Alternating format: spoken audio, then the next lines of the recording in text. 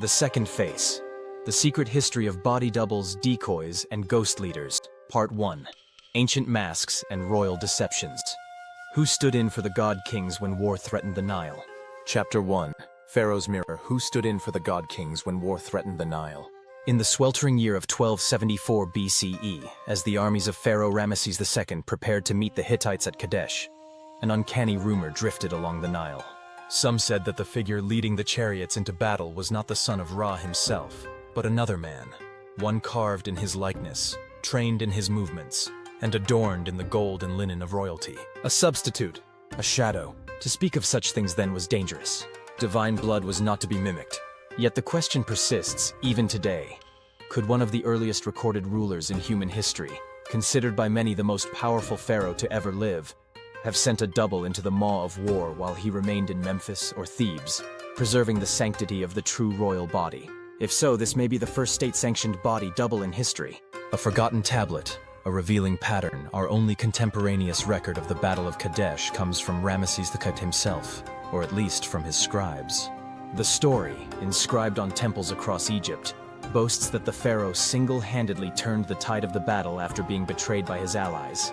The text, often referred to as the Poem of Pentor, reads like royal propaganda, dramatic, divine, and curiously lacking in witnesses.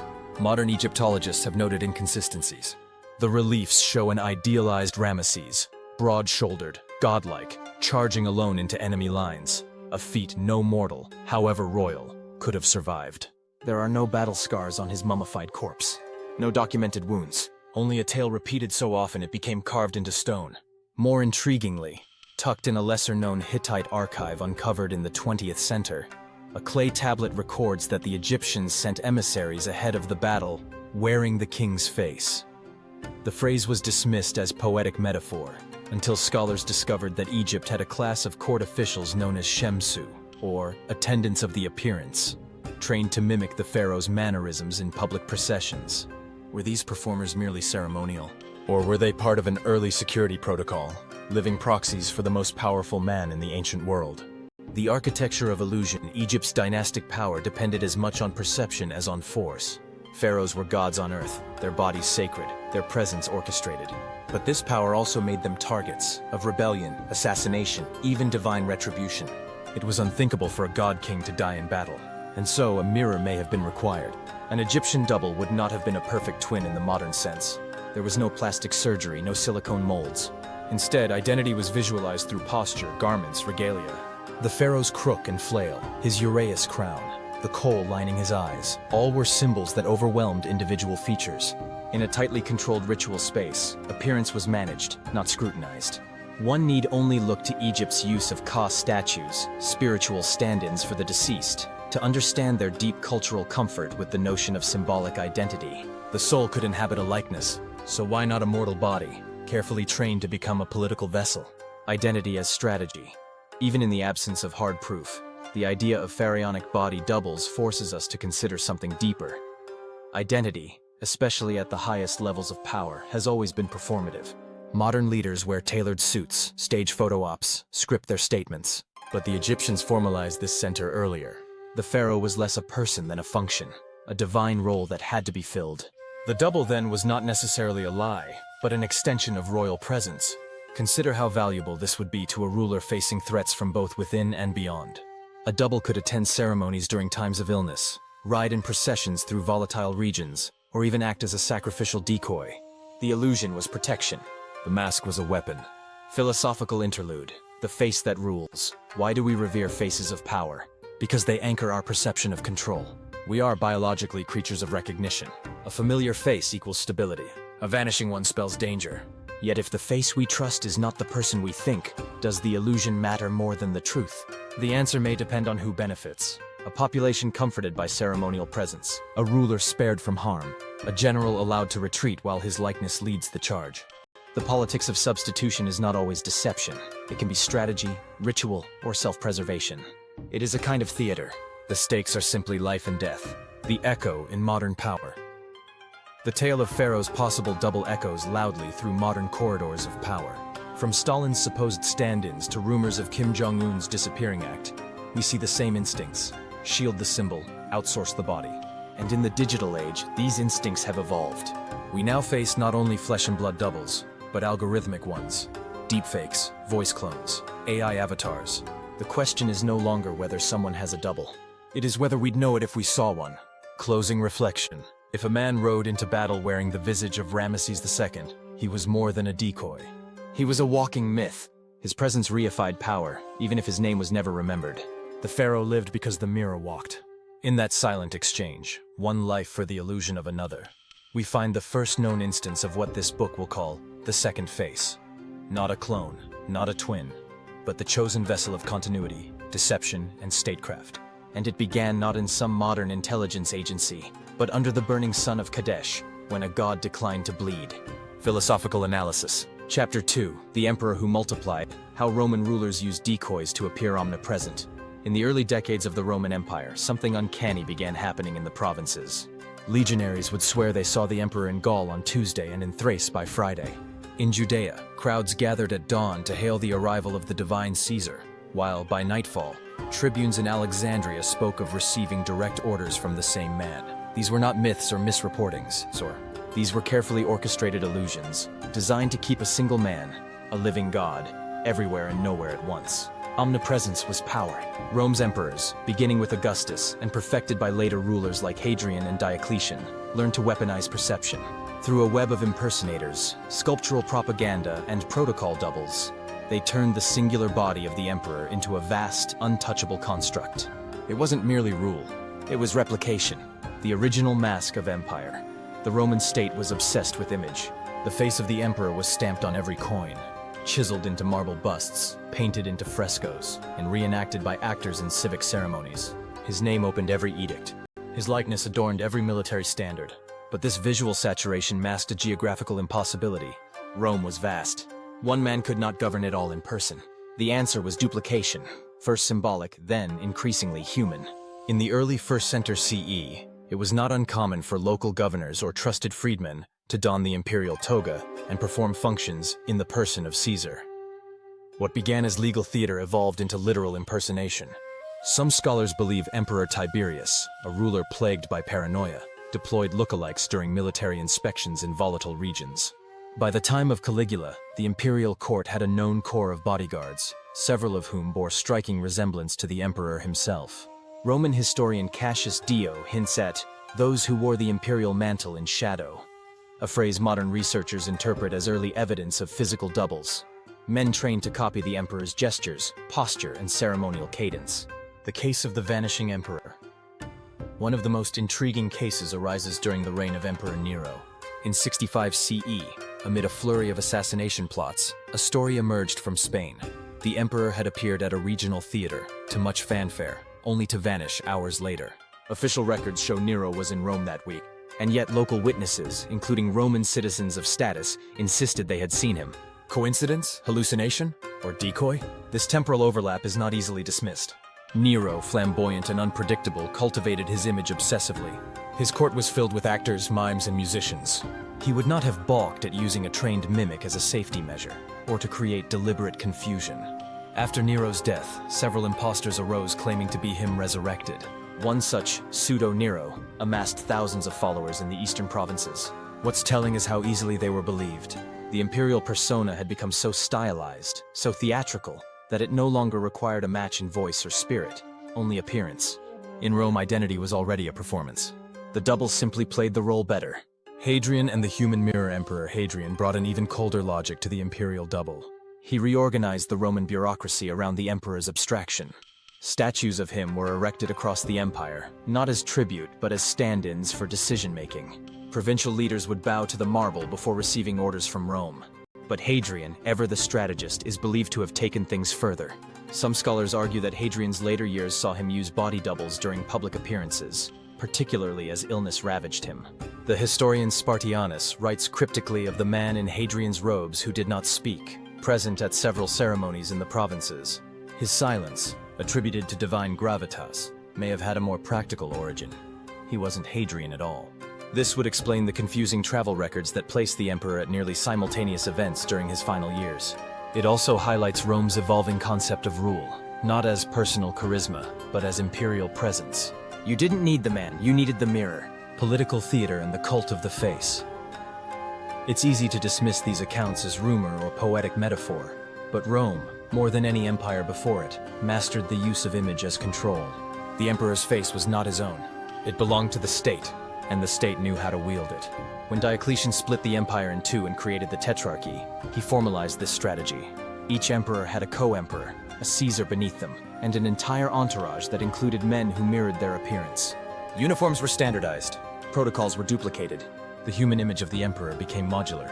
The ruler was now a system, not a soul. And systems are easier to clone than men. Interlude, the illusion of proximity. There is a peculiar comfort in believing that power is near, that the emperor sees, that he might arrive. It keeps the citizen in awe, the soldier in line, and the rebel uncertain. By creating the illusion that the emperor could be anywhere, on a hilltop in Germania, in a temple in Antioch, at a festival in Carthage, the Roman state didn't just protect its leader, it manufactured fear and reverence across space. This wasn't deception. It was governance. The legacy in uniform long after the fall of Rome, this logic survived. Napoleon mimicked it with his scattered statues and self-styled portraits. Stalin would later fill auditoriums with actors dressed as him. Even modern CEOs adopt similar visual strategies. Highly orchestrated appearances, strict visual consistency, surrogate voices. But the Roman origin remains singular in its elegance. A world-spanning empire ruled by a face worn by many. The emperor multiplied himself not out of vanity, but necessity. Because no matter how divine he was believed to be, he remained bound by one fact of mortality. A man can only be in one place at a time. But a mask, properly worn, can be everywhere. Closing reflection, Rome teaches us that absolute power is unsustainable without illusion. The double was not merely a stand-in. He was a state function, an instrument of empire, a breathing extension of myth. In marble and in flesh, the emperor moved through his world both present and absent, both ruler and reflection.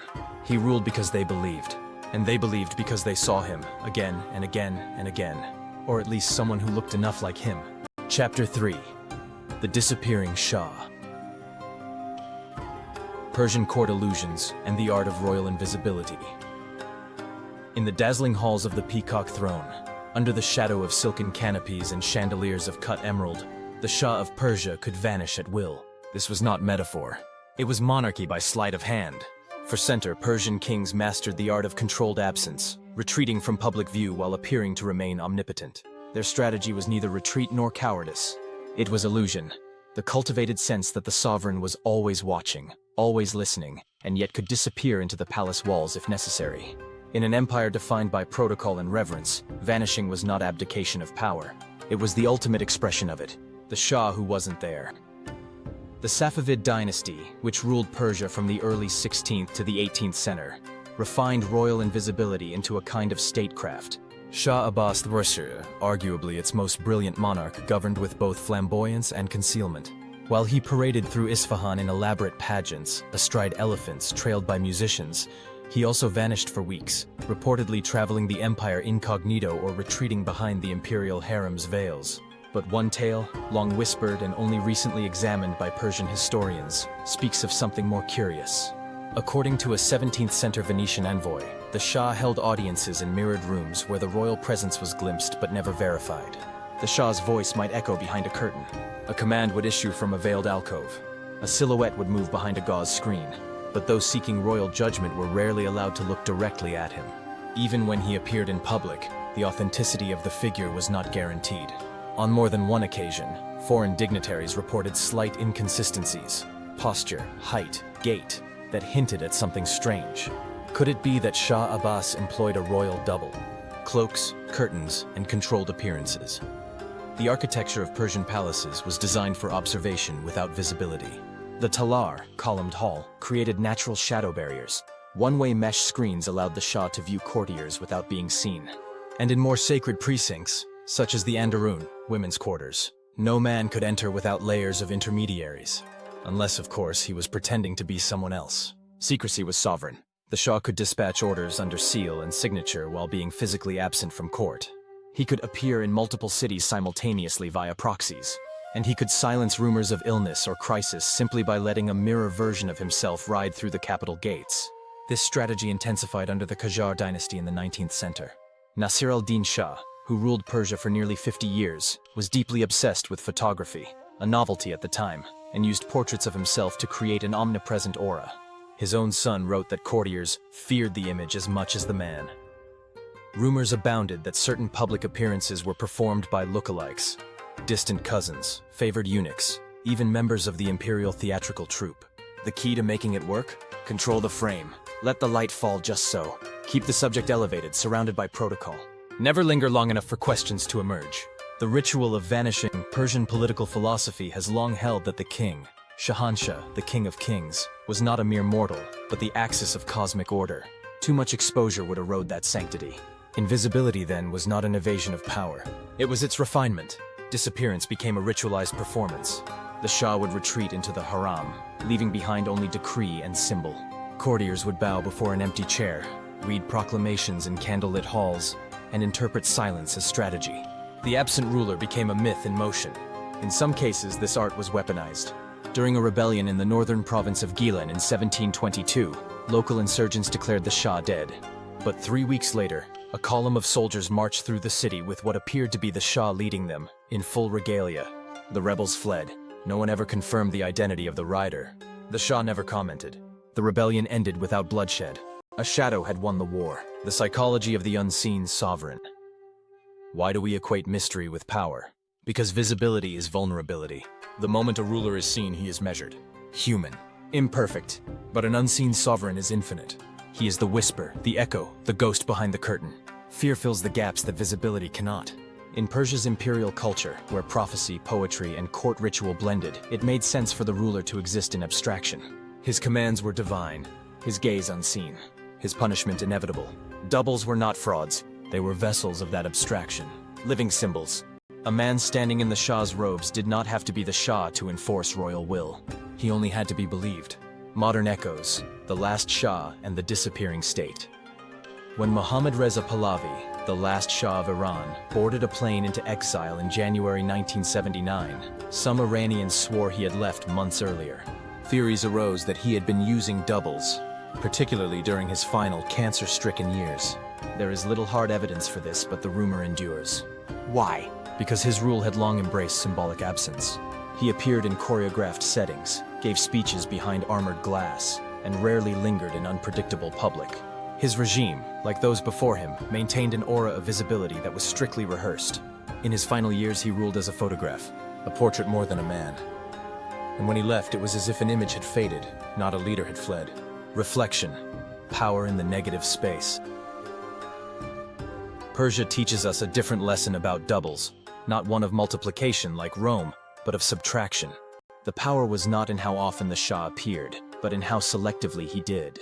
Invisibility became a force multiplier. The space he left behind, on the throne, in the square behind the curtain, was charged with meaning. His shadow loomed larger than his figure. His silence shouted louder than speech. In this negative space, the double found his role, not as a replacement, but as a placeholder for fear. A mirror not of the man, but of the myth. Closing thought. In an empire where to see the ruler was to approach the divine, the body of the Shah was both sacred and dispensable. If someone could wear the crown and be believed, then belief itself became the true sovereign. The Shah disappeared not to protect himself, but to preserve the illusion. And in doing so, he taught the world an enduring principle of rule, that power often lies not in what is seen, but in what is never confirmed.